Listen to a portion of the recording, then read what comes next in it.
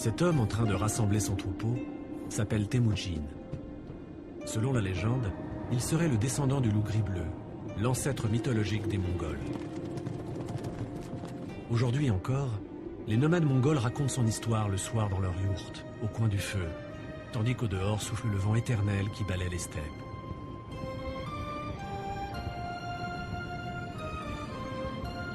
Voici l'histoire d'un orphelin persécuté qui, devenu Gengis Khan, rassemblerait les Mongols jusqu'à leur insignifiant au sein de l'empire le plus vaste que l'histoire ait jamais connu.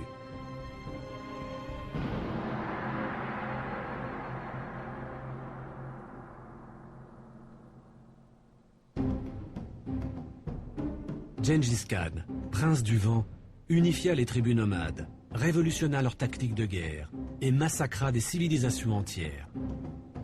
Et pourtant, personne n'était plus tolérant que lui envers les autres religions.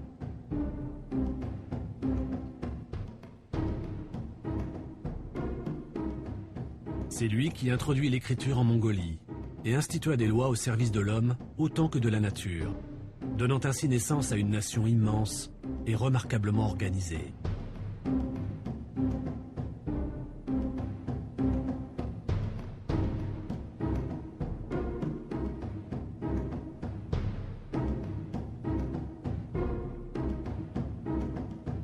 Il est difficile de démêler la vérité des mythes et des légendes qui entourent aujourd'hui encore ce personnage controversé et vénéré comme un dieu par son peuple, lequel attend encore son retour.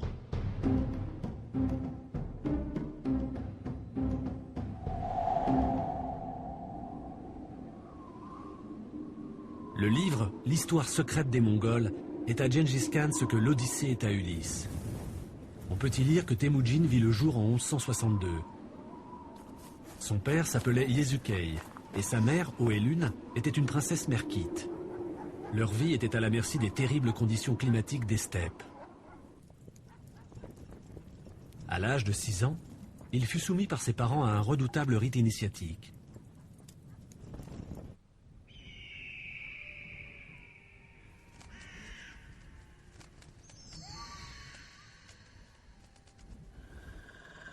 Comme le voulaient les règles ancestrales de son clan, le garçon fut abandonné hors de la tente. Cette expérience cruelle devait lui apprendre à être fort et autonome. Il en était réduit à se disputer avec d'autres enfants les restes de nourriture que les parents jetaient aux chiens.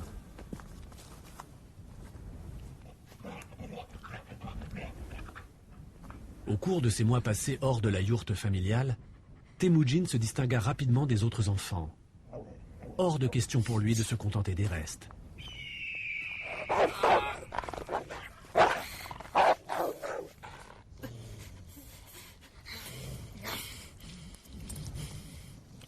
Temujin. La mort n'était que le résultat de la sélection naturelle. Ceux qui n'étaient pas capables d'assurer leur survie ne méritaient aucune compassion.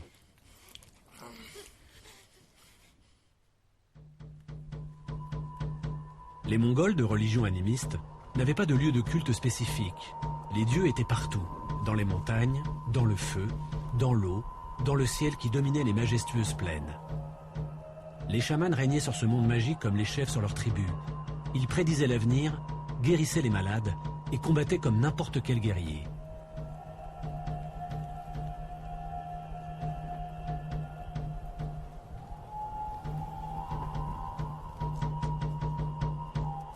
Sharoka, le chaman du clan de Yezukei, invoquait l'aide des dieux avant chaque bataille.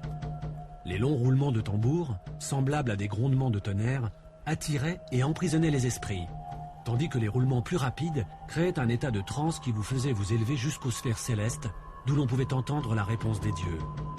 Les Mongols ne livraient bataille que si la réponse qui leur parvenait était positive. Les Chichia étaient les vassaux des Jin, des Chinois. Ces derniers étaient les ennemis jurés des Mongols. Leur territoire s'étendait jusqu'au sud du désert de Gobi, et leurs incursions semaient la terreur dans le cœur des nomades qui vivaient dans les steppes.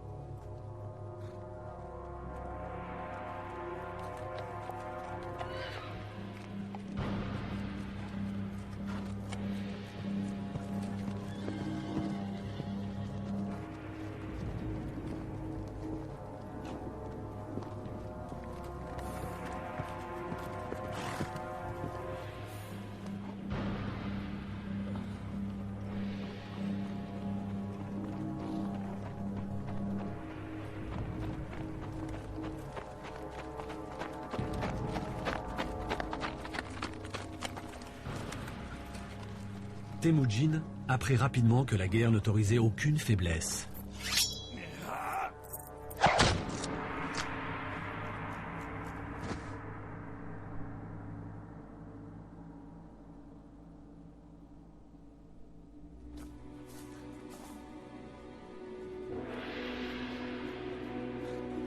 Depuis la fin du XXIIIe siècle avant Jésus-Christ, les Chinois utilisaient des logogrammes pour écrire, ce qui était complètement inconnu des Mongols.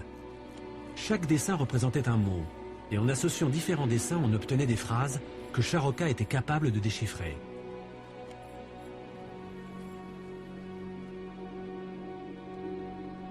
Quand il voyait les graphèmes Tian, le ciel, Yun, nuage, et U, pluie, il pouvait en déduire que le ciel se couvrirait bientôt de nuages porteurs de pluie.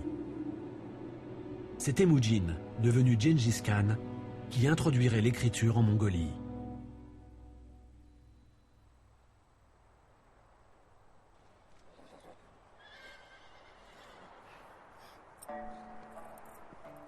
Comme le voulait la tradition, Temujin quitta son clan à l'âge de 9 ans pour aller choisir sa femme parmi toutes les filles d'une tribu lointaine. Yezukei était un homme sans pitié en temps de guerre, mais il nourrissait un profond sentiment de respect et d'appartenance envers sa nation.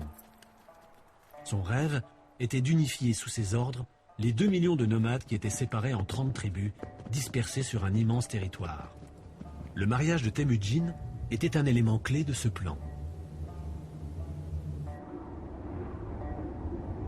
Il était d'usage que chaque guerrier qui partait se battre laissa derrière lui une pierre qu'il se promettait d'enlever si jamais il revenait.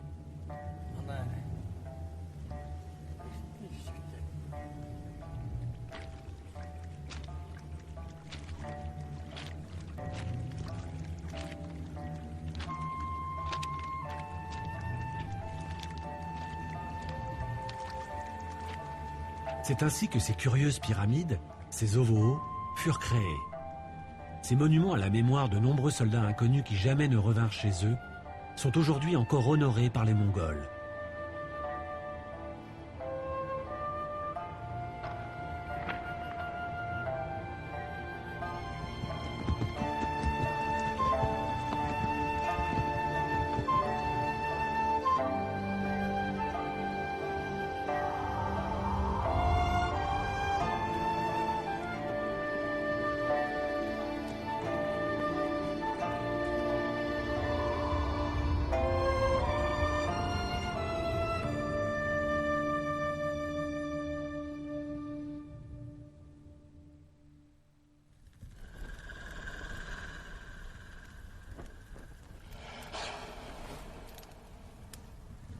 Les guerriers mongols ne craignaient pas la mort, ce qui en faisait de redoutables adversaires. Dormir à la belle étoile, entouré de féroces prédateurs, fit partie des rites initiatiques que dut endurer Temujin.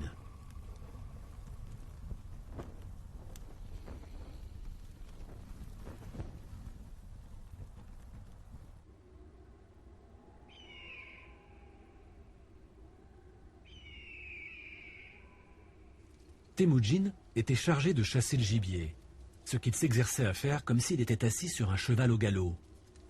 Marco Polo écrivait qu'un cavalier mongol pouvait atteindre sa cible à 400 mètres de distance.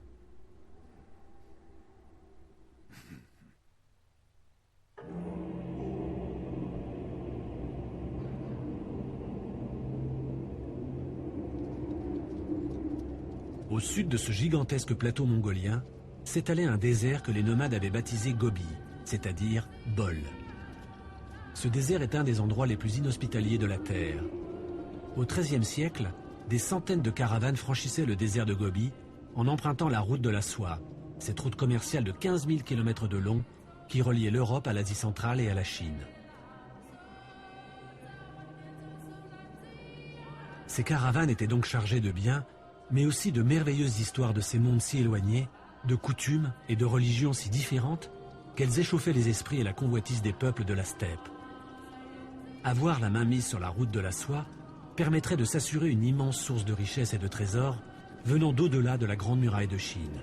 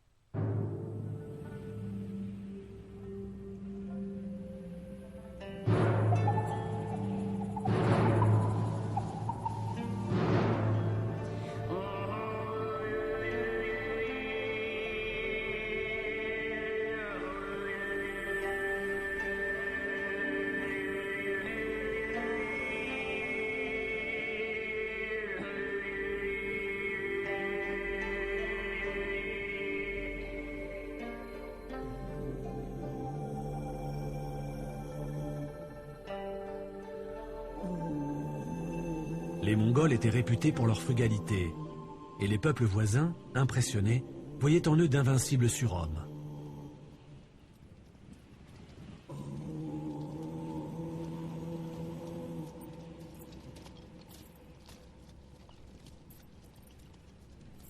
Ils pouvaient survivre pendant des jours dans le désert sans vivre, ni eau, se nourrissant exclusivement du sang de leur propre monture.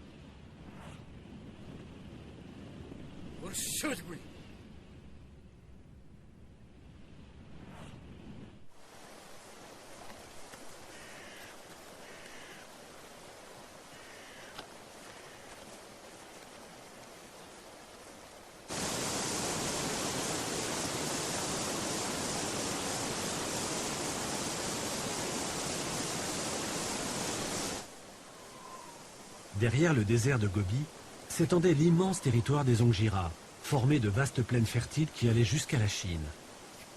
Temujin, en épousant une Ongira, contractait une alliance avec un clan puissant et respecté.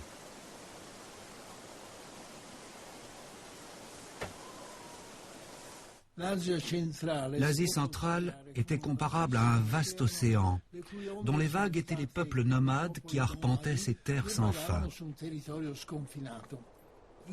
Yasukai rêvait de réunir ces tribus en une seule et unique puissance.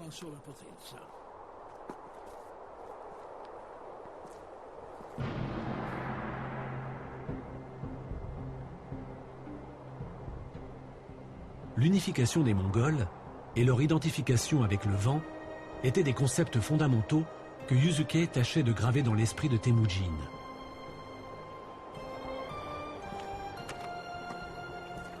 Ce dernier, devenu Gengis Khan, interdirait l'élévation de tout monument en son honneur, afin de ne jamais freiner la course du vent.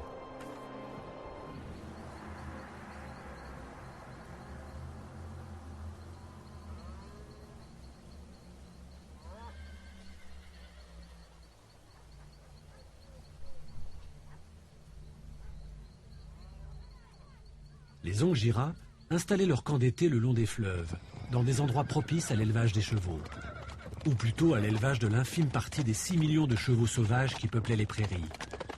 Aujourd'hui encore, le cheval est indispensable aux communautés nomades.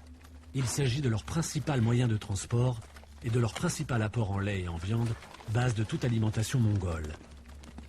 Les enfants mongols apprennent dès l'âge de 3 ans à monter à cheval.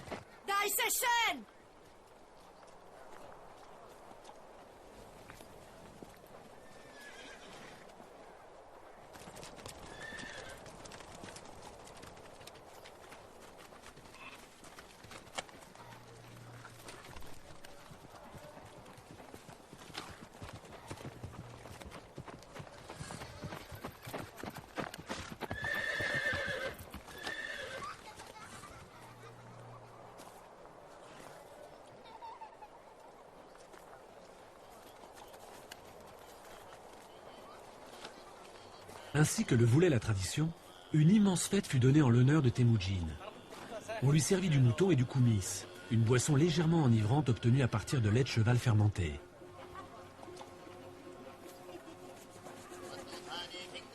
Cette boisson, que consommaient aussi les armées mongoles envoyées à la conquête du monde, contenait de nombreuses vertus médicinales. De récentes études ont découvert que le ferment que l'on trouve dans cette boisson présentait des propriétés antibiotiques.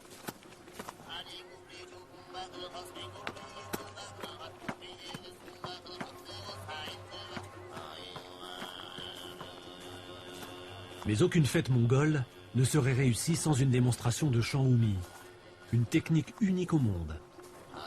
Les chanteurs parviennent à faire vibrer leurs cordes vocales de telle manière à produire simultanément jusqu'à 4 tons différents. La tradition dit que ce chant hors du commun reproduit le sifflement du vent entre les rochers, le chant des oiseaux ou les lamentations d'une mère qui aurait perdu son fils.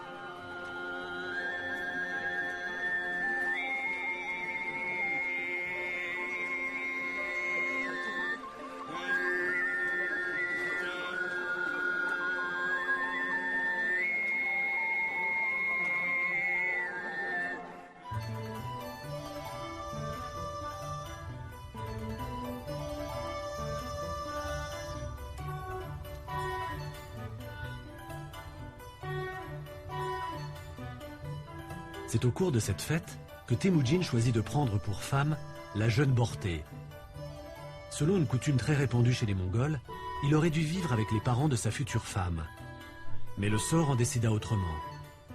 Leur mariage ne put effectivement être célébré que 15 longues années plus tard.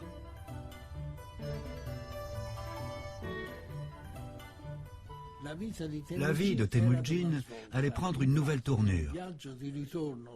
Son père Yesukai mourut sur la route du retour, assassiné par des Tartares, au nom d'une ancienne querelle qui les divisait.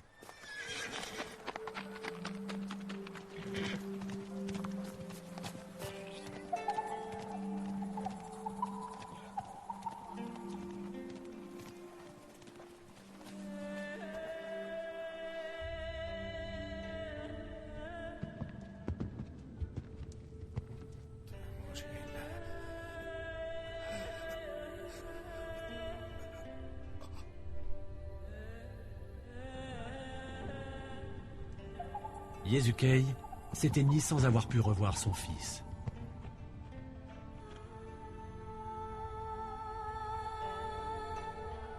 C'était maintenant à Temujin d'accomplir ce que son père avait commencé, l'unification des tribus mongoles.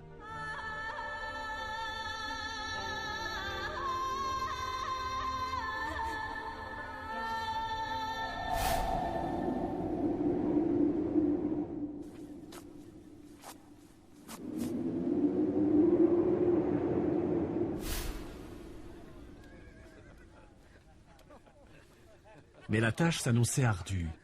Il était hors de question pour les chefs tribaux d'abandonner leur pouvoir aux mains d'un si jeune garçon qui, pensait-il, était encore complètement sous l'influence de sa mère, l'ambitieuse Oelune. Les efforts de Temujin ne rencontraient que l'ignorance de ses chefs de tribu. Ils étaient divisés depuis si longtemps qu'ils étaient incapables de comprendre le projet d'unification de Temujin, qui avait pourtant pour but la conquête de nouveaux territoires et, au final, écraser leurs ennemis de toujours, les Chinois. Le rêve de Yezukei s'effondrait. Yezukei.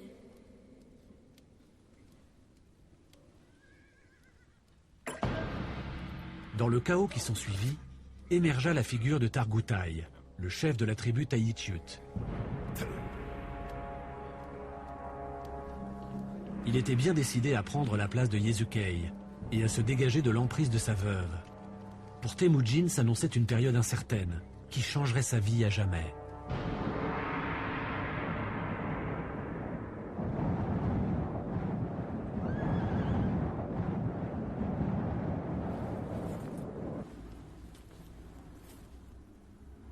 Il connaîtrait des années de misère et d'humiliation, au cours desquelles il en serait même réduit à tuer un de ses demi-frères, afin de lui voler de quoi manger.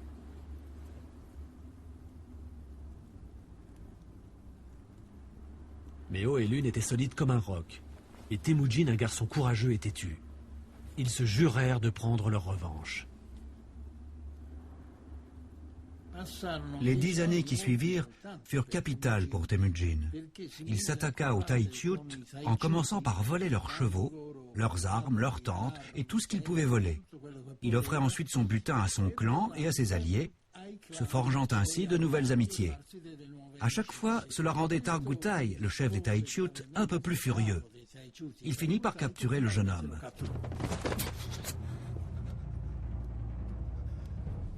La coutume des nomades de la steppe voulait que les guerriers qui étaient faits prisonniers fussent décapités. Mais Targoutai laissa la vie sauve à Temujin.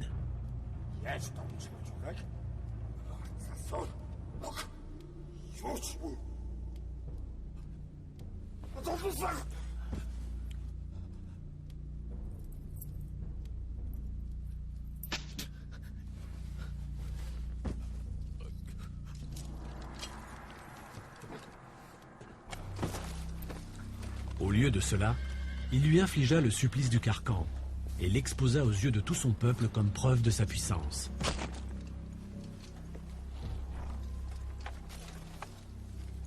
Humilié et rabaissé, Temujin resta prisonnier des Taïchutes pendant 2 longues années.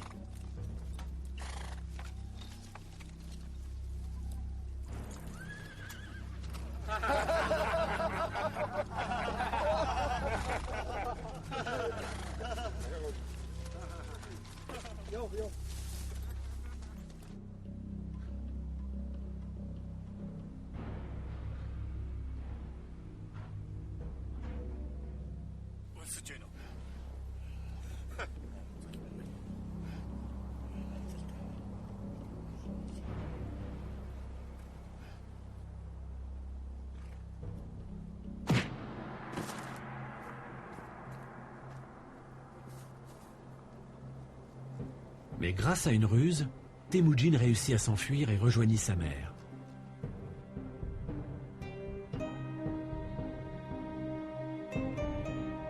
Il lui assura qu'il avait honoré la mémoire de son père et il promit de consacrer sa vie à l'unification et à la libération des Mongols.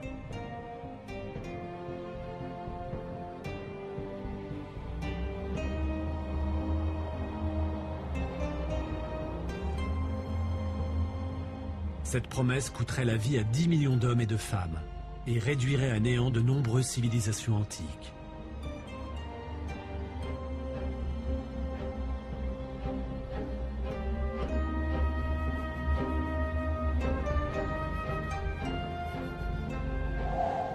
Temujin usa de sa force, de sa férocité et de ses remarquables talents diplomatiques pour réunir sous ses ordres des milliers de guerriers.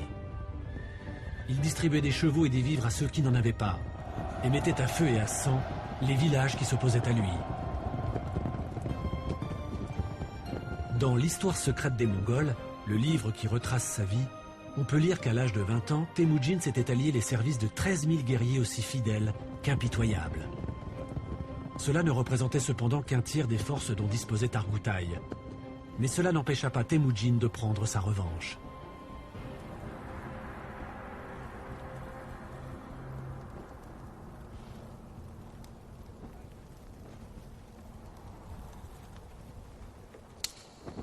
L'infériorité numérique des forces de Temujin l'obligeait à inventer de nouvelles tactiques militaires, toujours plus ingénieuses. Pour tromper l'ennemi sur la taille de son armée, il demandait à chacun de ses soldats d'allumer 5 feux sur les montagnes qui entouraient les campements des Taïchutes.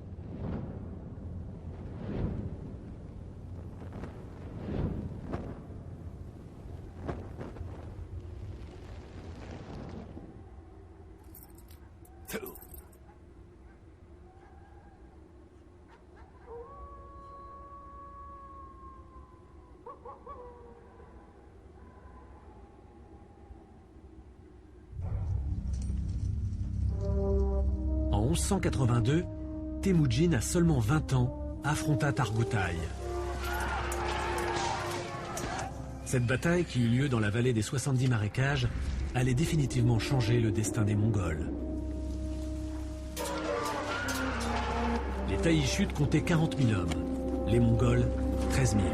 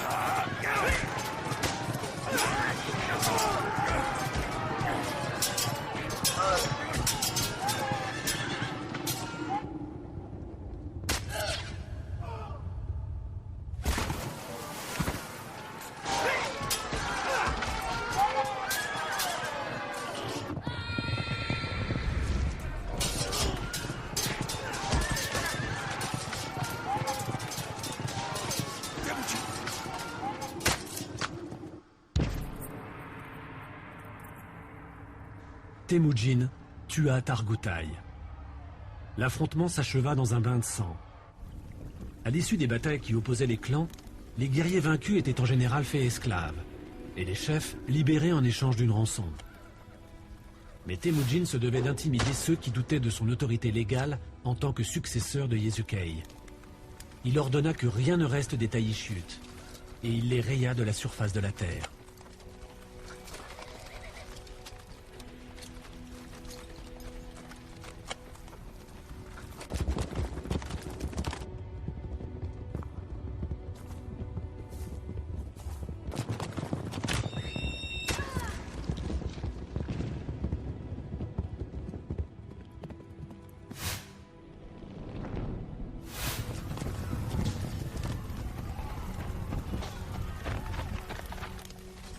La cruauté dont firent preuve les Mongols à cette occasion devint tristement célèbre. Les généraux des Taïchutes furent bouillis vivants et les autres survivants massacrés sans pitié.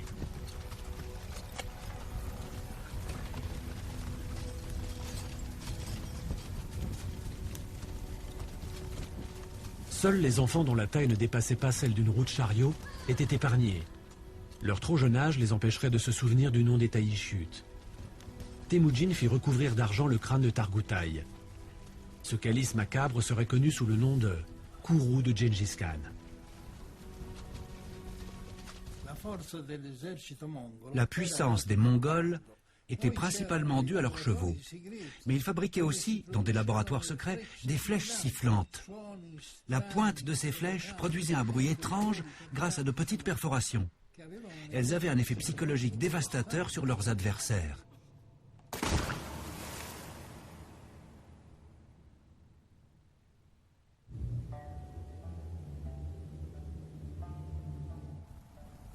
Un jour, Temujin raconta à sa mère un songe qu'il avait eu, dans lequel son père, Yezukei, lui demandait de repousser les frontières de Mongolie vers l'est et vers l'ouest. Oelun interpréta ce rêve comme le signal de départ de cette vengeance qu'ils attendaient depuis si longtemps, l'extermination des Tartares qui avaient tué leur mari et père.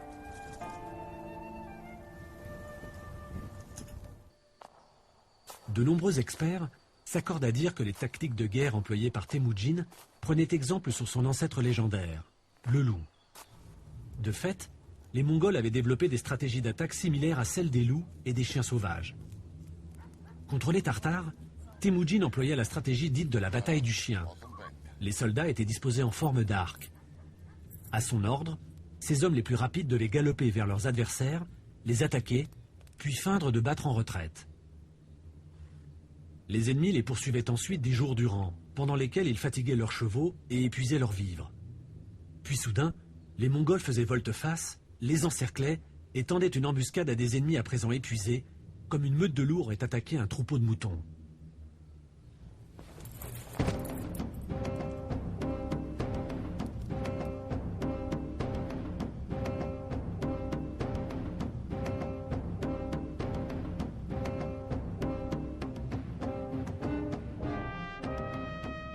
L'armée mongole se composait d'unités basées sur le système décimal.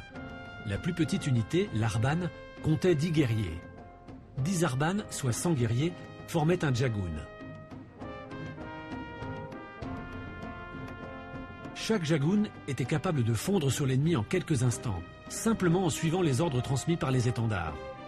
Si un homme désertait son rang, Temujin donnait l'ordre d'exécuter le rang entier.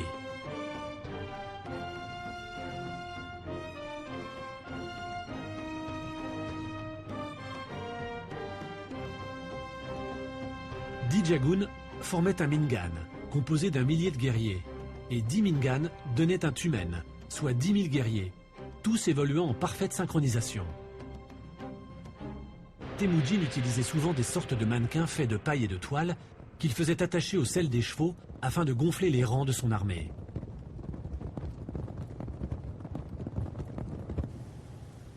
Temujin avait 25 ans lorsqu'il retrouva Borté.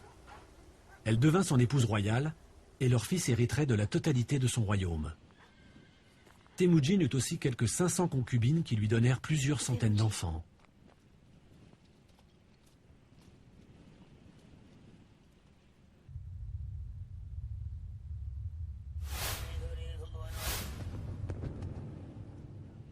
seulement 300 ans après sa mort, ses descendants étaient au nombre de 10 000. Les terres que Temujin avait conquises s'étendaient de la Grande Muraille de Chine au lac Aral, sur des milliers et des milliers de kilomètres.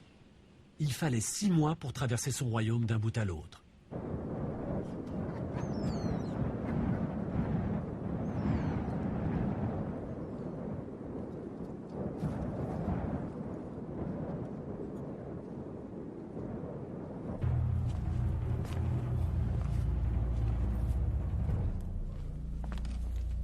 En 1206, se tint un Kurilté, une grande assemblée à laquelle toutes les tribus nomades étaient conviées. Elles proclamèrent Temujin souverain des océans, Gengis Khan. Sous ses ordres, ces 100 000 guerriers, d'une fidélité aveugle et capables de rester à cheval des jours durant, ne se nourrissant que du sang de leur propre monture, devinrent le plus grand cataclysme que le monde connut.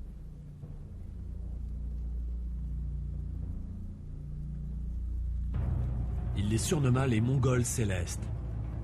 Ce jeune garçon que la faim, la peur, le danger, la cruauté avaient forgé, devenait à 44 ans l'homme le plus puissant de la Terre.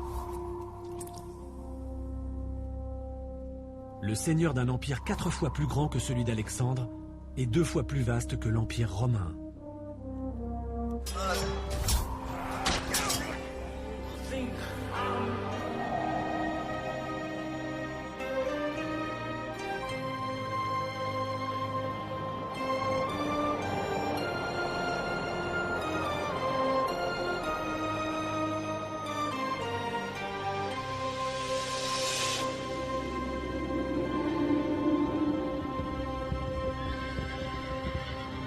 Gengis Khan régnait sur un royaume qui comptait autant de coutumes que de tribus, soit des centaines. Mais ce royaume avait besoin d'ordre. Gengis Khan fit donc rédiger des lois.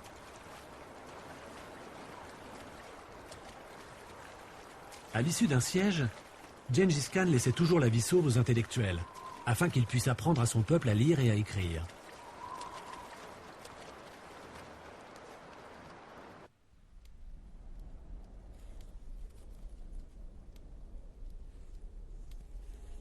Un empire d'une telle taille nécessitait une bonne organisation.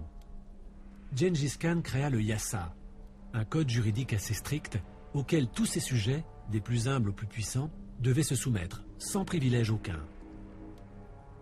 Il était stipulé dans le Yassa que plus aucun Mongol ne pouvait être réduit à l'état d'esclave.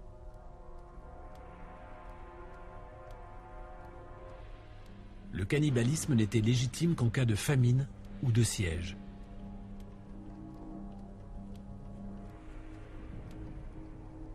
Les personnes accusées de divorce, de prostitution ou d'allégations calomnieuses étaient passibles de mort.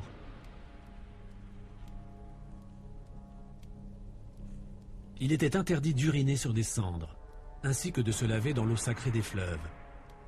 De fait, Marco Polo raconte que la terrible puanteur qui se dégageait des hordes mongoles au cours des batailles était véritablement impressionnante. La découverte d'une nouvelle boisson obtenue à partir de grains de raisin, dont son fils préféré Ogedai semblait un peu trop friand, amena Gengis Khan à imposer la loi suivante.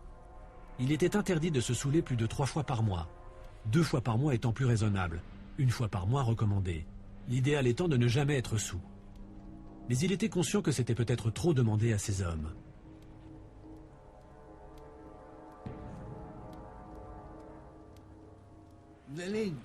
Ces lois furent rapidement transmises par des messagers à cheval. 600 ans avant le célèbre American Pony Express, ces hommes étaient capables de parcourir d'immenses distances en très peu de temps, grâce à des relais situés à des endroits stratégiques, qui fournissaient des vivres et de nouveaux chevaux.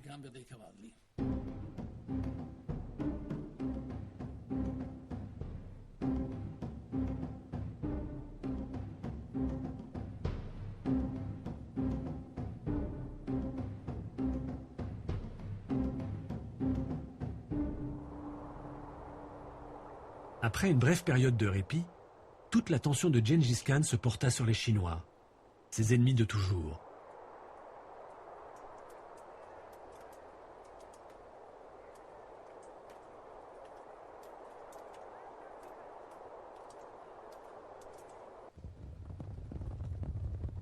Le siège de la Grande Muraille dura 10 ans. Gengis Khan utilisa des lanceurs de flammes, des canons, et détourna le cours du fleuve Jaune. Il sacrifia 1/10 de ses hommes afin de nourrir les 9 autres dixièmes.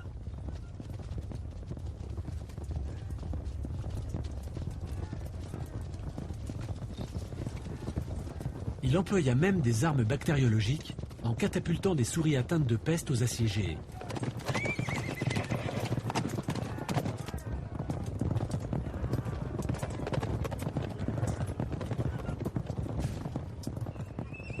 Mais son arme la plus redoutable était le feu grégeois. En faisant bouillir les cadavres des ennemis, on obtenait une huile grasse. Une fois enflammée, rien, pas même de l'eau, ne pouvait l'éteindre.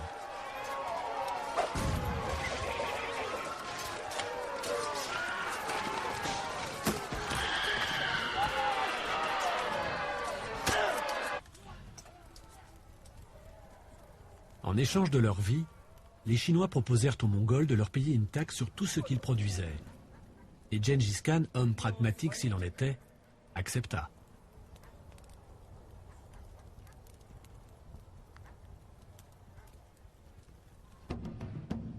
Après la conquête de la Chine, le souverain des océans se tourna vers l'ouest et marcha jusqu'aux portes de l'Europe, couvrant ainsi une distance de 6000 km.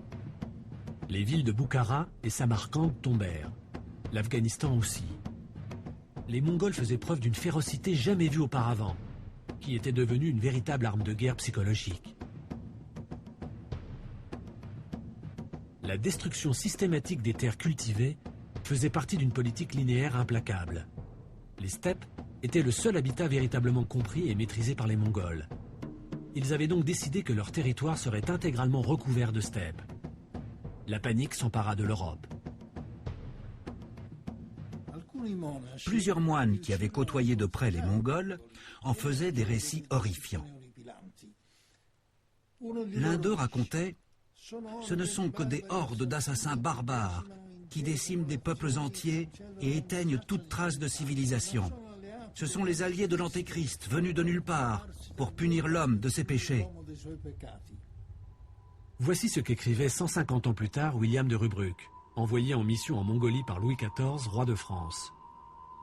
En réalité, la religion animiste de Gengis Khan ignore tout du mépris que l'on trouve si facilement dans les autres religions. En plus du temps gris, le dieu de l'infini ciel bleu, Gengis Khan permettait à ses hommes d'adorer Allah, Christ ou Bouddha. Ce grand homme politique savait tous les troubles que les guerres de religion pouvaient engendrer. On dit aussi qu'un jour, Gengis Khan, l'homme le plus puissant de la Terre, posa cette question à un Chinois. « Dis-moi, grand sage, connais-tu le secret de la vie éternelle ?»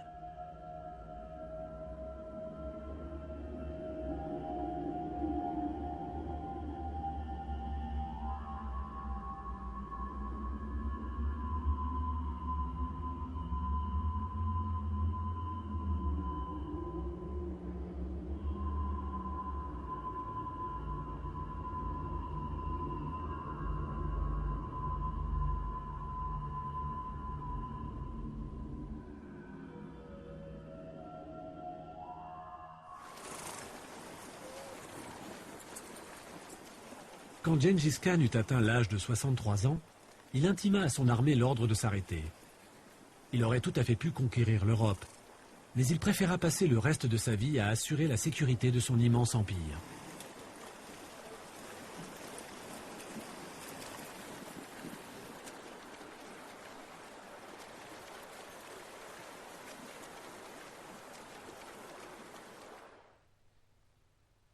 On disait qu'une vierge pouvait faire toute la route de la soie seule avec un chariot rempli d'or, sans être attaquée une seule fois.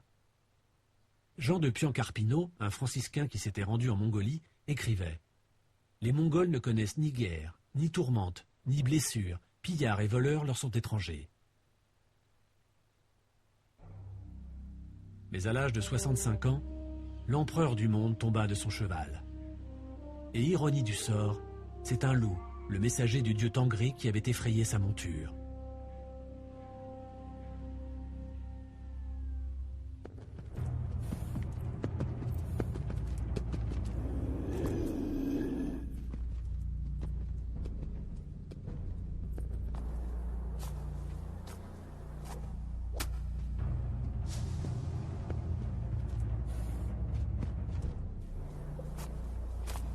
Gengis Khan, en pleine agonie, désigna son fils Ogedai comme successeur. Et avant de rendre son dernier souffle, sachant que Tulichi Chiai s'était rebellé, il ordonna de raser leur capitale et de tuer tous les citoyens sans exception.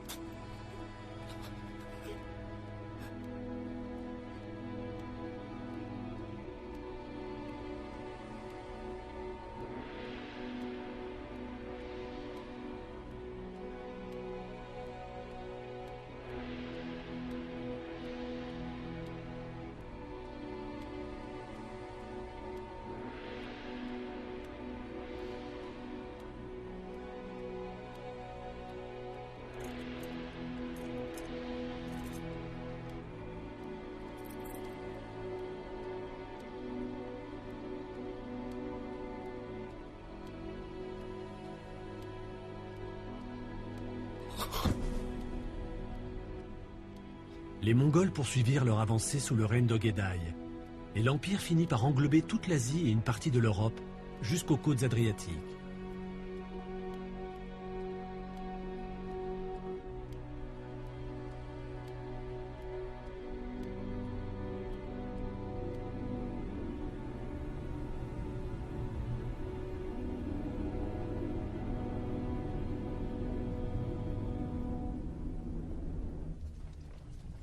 Le souverain des océans fut enterré sur le mont Burkhan Khaldoun, avec 40 vierges et 40 chevaux. Les gardes impériaux qui formaient le cortège funéraire avaient reçu l'ordre de tuer toute forme de vie qu'ils rencontreraient sur leur chemin. Personne n'était autorisé à voir le lieu où Gengis Khan allait être enterré. Aujourd'hui encore, l'emplacement de sa tombe est un mystère qui obsède bon nombre d'archéologues.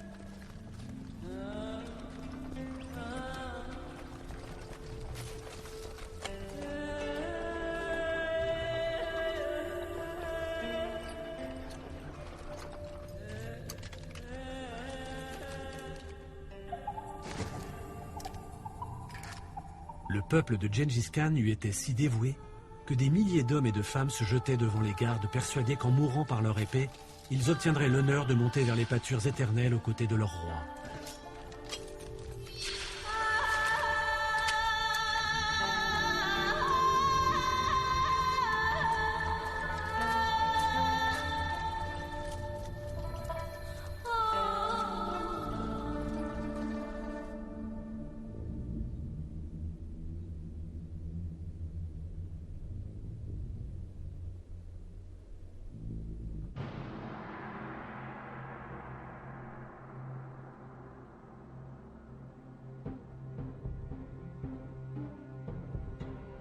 Les auteurs arabes firent de Gengis Khan un maudit.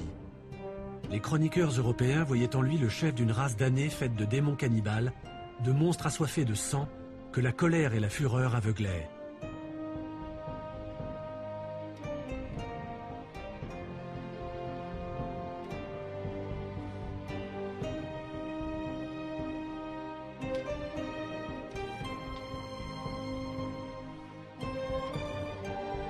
Et pourtant, pour les Mongols, Gengis Khan était le héros qui leur avait donné une civilisation, qui leur avait apporté richesse, culture et dignité, et avait érigé ces peuples dispersés en un empire à nul autre pareil.